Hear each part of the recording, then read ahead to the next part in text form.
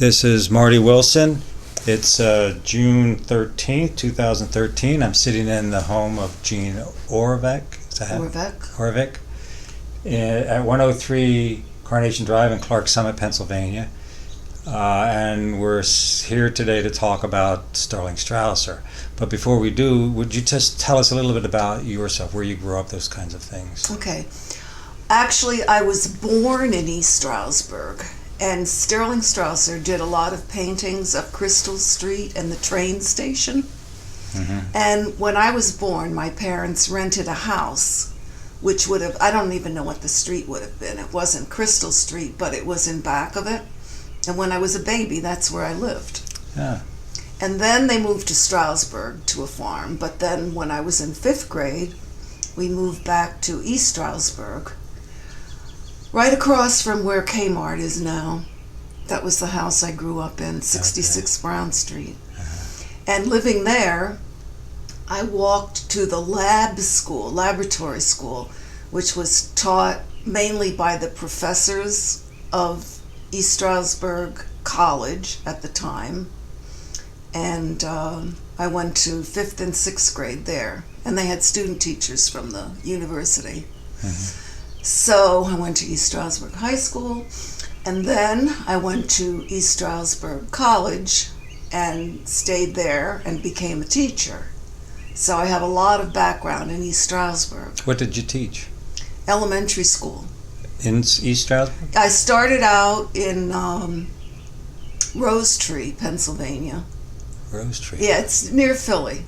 Oh. There's Springfield, and then Delaware County. Mm-hmm. Down in southeastern Pennsylvania. So I only taught there 2 years. Then I had children, and then we moved to, where did we live? Isn't that awful? All right, I lived in Phoenixville, and then we moved up here to Clark Summit. Okay, so... But my parents always lived in East Stroudsburg, and my father was the minister of the Delaware Water Gap Methodist Church for many, many years. Mm-hmm. He did a lot of things in the community. He was a fireman. He was he had a lot of diversity in his life. Was he your connection to Sterling, or how did you meet Sterling? Oh, then I met Sterling because my first year of college... And we're surrounded by all these paintings, although the first one he did is in my bedroom. And my friend was in the art club that Sterling was, I don't think they had a real leader, but he was very important in that art club. And she asked me if I would model for them. Who was your friend? Peggy Vogt. Was this the Wednesday night thing that they... It probably was a Wednesday night, and it met at a school. Uh-huh. So the first time I went and I posed for the painters, and you were roughly what age? I was 19 or 20. Okay. Yeah, right out of high school, the first year in college. And she said, if he did so many paintings, as you know, and she said, if you ask him, he would sell you that painting. So of course I did. And that was the first one I got. And then I went and was a model for the club maybe 4 or 5 more times. And I always liked his paintings, as many people do. So you're a model for several people, not just him. Yes, right. How'd the other paintings turn out of you? We only have, my son found one of them. It was a charcoal drawing that I think by Jesse Weiss, or he might have been a photographer. I don't know. They took pictures, and the other painters, I don't remember the other pictures, really, Was there something special about Sterling's version of you? Oh, yeah. I liked it so much. So if you turn around, there's other pictures that I went back through the years and stopped at his house to see him. I like to talk to him. Uh-huh. And I've seen other people with paintings. right, You know. there were two of them in the show. He Yeah. liked that. He liked so many things, and that big circus in the kitchen, he liked. Oh, okay. And that picture that he did of you, that's the one that's in your bedroom. Is that what you said? Yeah. Okay. All right. And then that's me in a leotard one time. They had a Christmas party. I don't remember what I wore at the Christmas party. And I'm not even sure they did paintings. And they had another party and a lawn. And I remember I studied modern dance, and I was dancing on the lawn. And, Okay. you know, got a lot of good memories. So just for the sake of the recording, you know, you're describing there. That's about a foot wide by about 3.5, 4 feet long. Yeah. And it's a picture of a young woman, you dressed in a red leotard. Uh-huh. Yeah, beautiful. And then the first one is Justin McCarthy, who is also now a recognized primitive painter. Uh-huh. And Sterling, he promoted other people, and he told me, he said, you should buy one of his, because, you know, they're going to be collectible. Yeah. I don't know if he used that word. So, and he picked out the one that I bought, and that's it. And then every one I bought from him, he had framed, which was very nice of him. And this frame, I always think of it. There was a painter in Strasbourg named Ed Maps. And Sterling told me, he said, that frame came from Ed Maps. Ed Maps murdered his wife and his daughter and set his house on fire. I remember that, actually. Yeah, and that's a frame from his house. How about that? Which is, I don't know, I think of it. And then this one, that's one we put in the exhibit that they just had. He told me to buy it because he said, I never put so much detail into a portrait before. Who is that? Me. That's you. Yeah. But I didn't pose for that. He did that. I don't know how he did it. He painted things, you know, from what he remembered, too. Wow.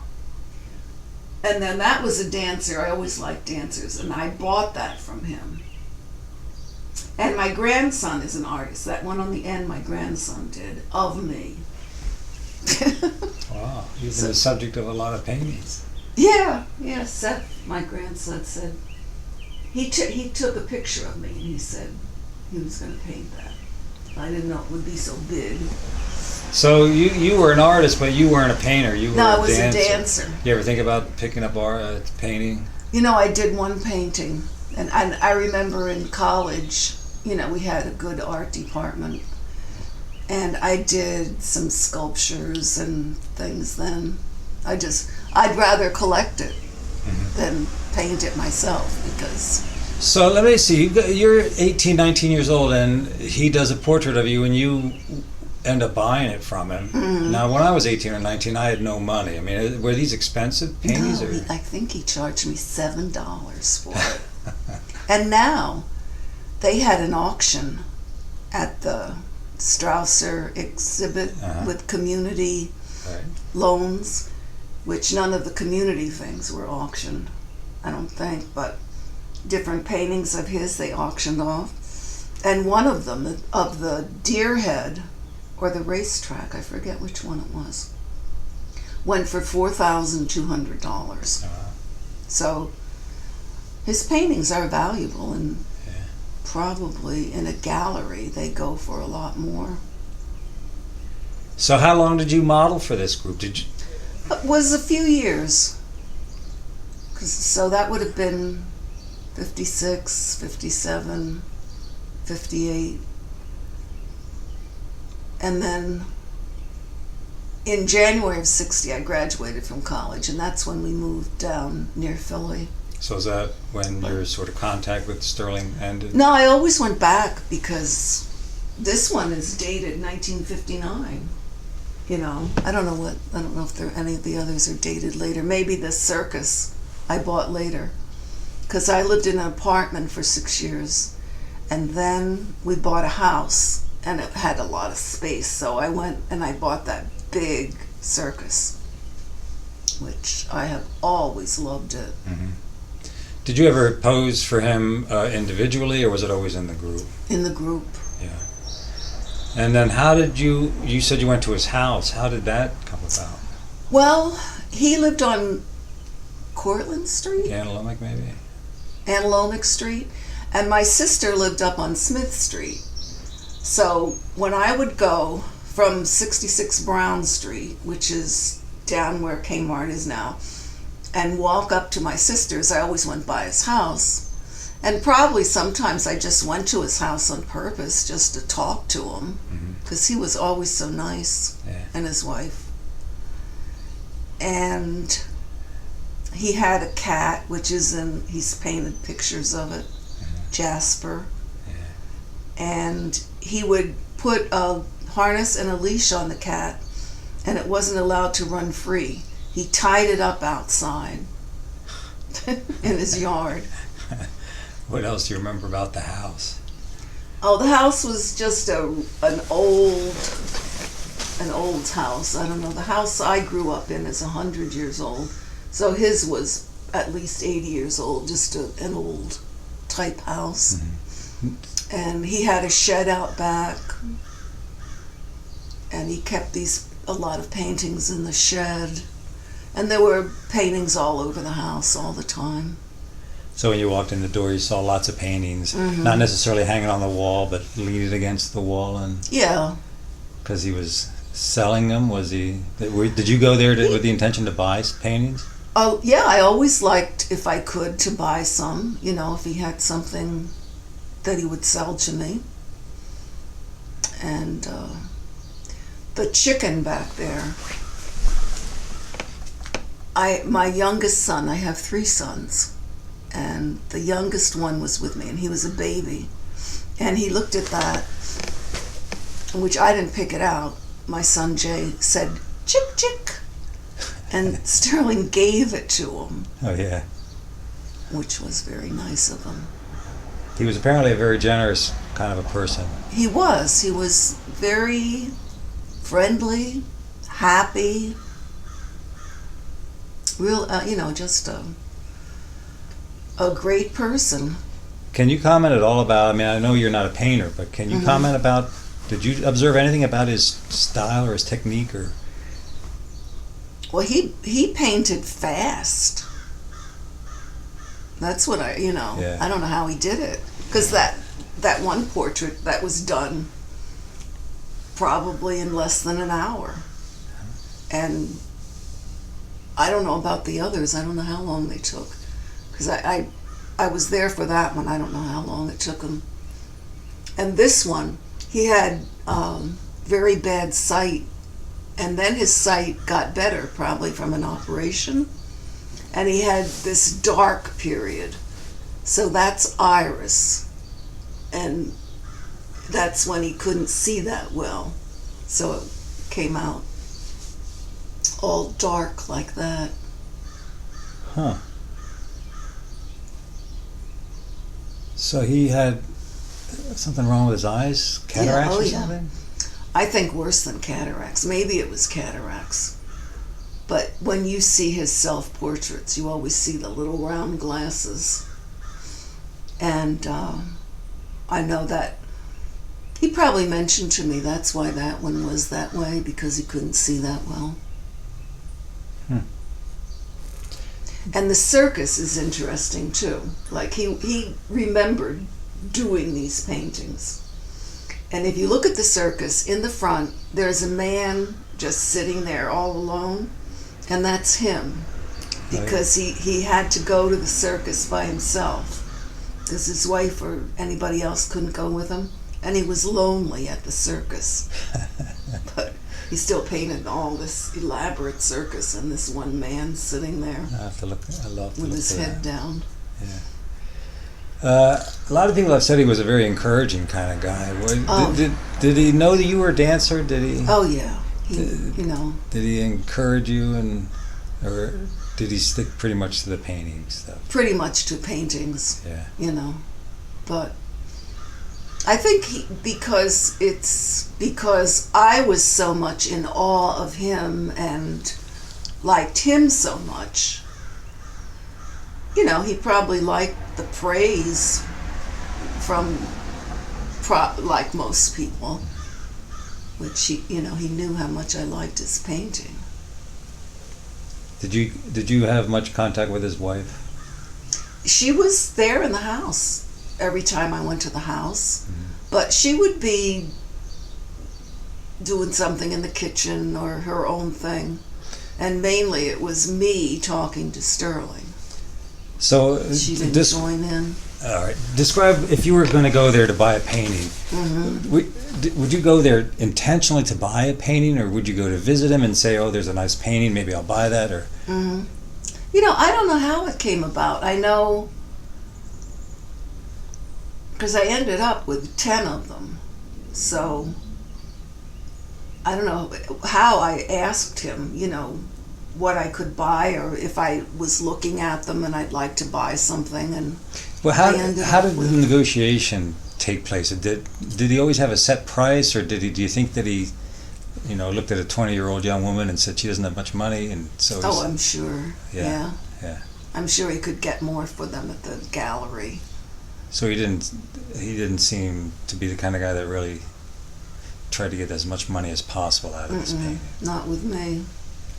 I know he did some paintings on commission, so he probably knew how much they were worth, and I really don't know. I just know now they're much more valuable. Did you negotiate with him, or was Dot involved? No, he just said, that's like a nominal price, $20. I don't even remember how much I paid for the circus, but it was less than $100, I think.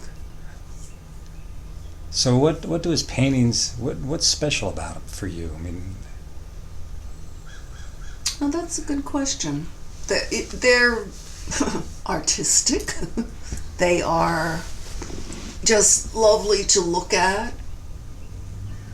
They're not like a painting that looks like a camera took a picture. His expression is in the painting. And I never get tired of them. I just like them. They are like a giraffe probably never gets its legs mixed up like that. It's so interesting. Or have such a skinny neck. But you know what it is. They're all recognizable things. I don't think he did many. I think he, once in a while, his flowers were just so pretty that I think that's his. He did more flowers than anything. Well, there are a lot of them in the hallway there in that building, right? A lot of them. And I did buy 2 of them, but I gave one to my mother and father, and I gave one to my sister. So I don't have any flowers, which is... Except for this one. Oh, yeah, the iris. But it's not like the other flowers that he did. Right. The bouquets. Well, is there anything else that you wanted to talk about? Anything that I should have asked you about? I don't think so. When was the last time you saw Sterling, or when was the last time you were in his house to buy a painting? Well, he died in... I don't know when he died. He lived a very long life. And it was probably a period of 10 or 12 years that I'd still go back to see him. And you mean from the time you're 20 to 32, something like that? Right. All right, well, that was very interesting. Thanks. It's interesting to me. I'm so glad that I knew him, and I did buy some of his paintings.